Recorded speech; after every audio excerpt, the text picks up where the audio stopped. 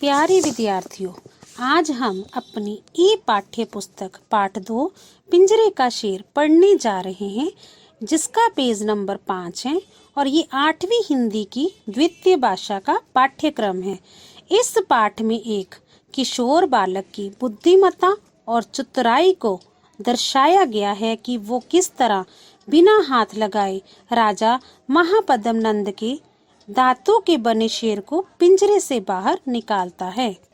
चले विद्यार्थी, अब हम लाइन टू लाइन ये कहानी पढ़ेंगे और साथ ही साथ में आपको कुछ कठिन शब्दों के अर्थ बताते हुए इस कहानी के बारे में बताती जाऊंगी।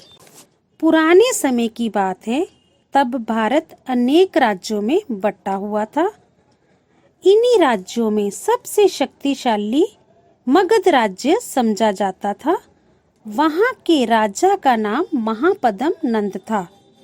बेटा, अब देखो इसमें क्या बताने की कोशिश की है कि पुराने समय की बात है। ये उस समय की बात है कि जो हमारा भारत देश है वो अनेक राज्यों में बटा हुआ था और इन्हीं राज्यों में मगध नाम का जो राज्य था वो बहुत ही शक्तिशाली था। शक्तिशाली होना, ताकतवर होना, सुदृढ़ होना, मतलब कि जो आसपास के जो छोटे छोटे राज्य थे उन पर आक्रमण नहीं कर सकते थे।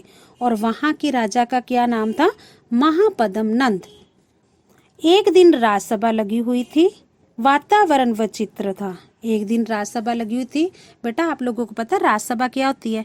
राजसभा वो होती है जहाँ पे मंत्री, दरबारी, सैनिक सभी राजा की बात सुनने के लिए या दैनिक मामलों की चर्चा करने के लिए हमेशा वहाँ पर होते हैं।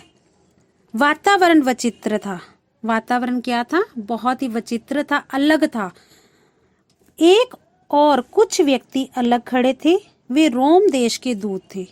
दूत, बेटा आपको पता है कि जब एक राजा दूसरे राजा को अगर संदेश भेजता है तो कैसे भेजता था? अपना दूत भेजकर, उसको एक पत्र लिखकर भेजता था, उसे समझाकर भेजता था कि उसने अपनी बात वहां पर क्या कहनी है। राजसभा भवन के बीचों बीच एक पिंजरा रखा हुआ था जिसमें किसी धातु का बना हुआ एक शेर बंद था। अब क्या थी कि जो राजसभा थी उसके बीच क्या था? एक पिंजरा था जिसमें एक शेर बंद था।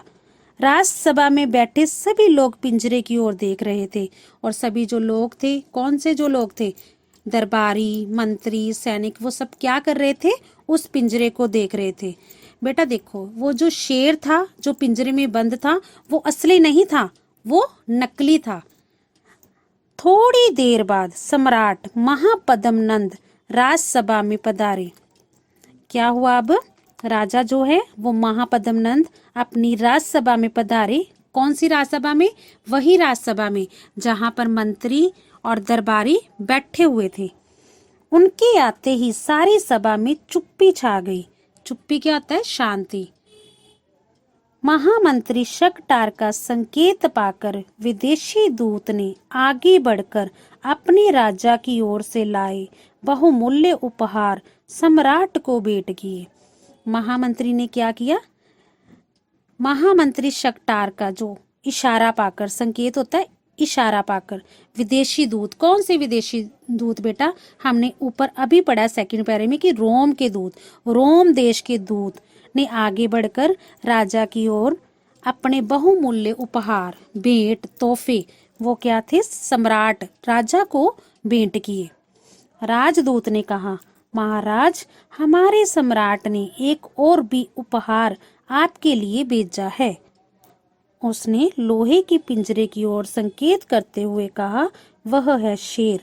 हमने इस शेर को बंदी तो बना लिया है, पर कुछ बंधनों के कारण हम ना ये पिंजरा खोल सकते हैं और ना ही काट सकते हैं। पिंजरे को खोले या तोड़े बगैर ही शेर को पिंजरे से बाहर निकालना है। ऐसा तो मगध के सम्राट के प्रताप से ही संभव है। क्या देख रहे हैं हम कि यहाँ पर जो रोम का दूत है वो एक तरह से राजा पद्मनंद को एक चुनौती दे रहा है, एक पहेली बूझने को दे रहा है। क्या हम उस पहेली को बूझ पाएंगे? ये हम अगली वीडियो में देखेंगे।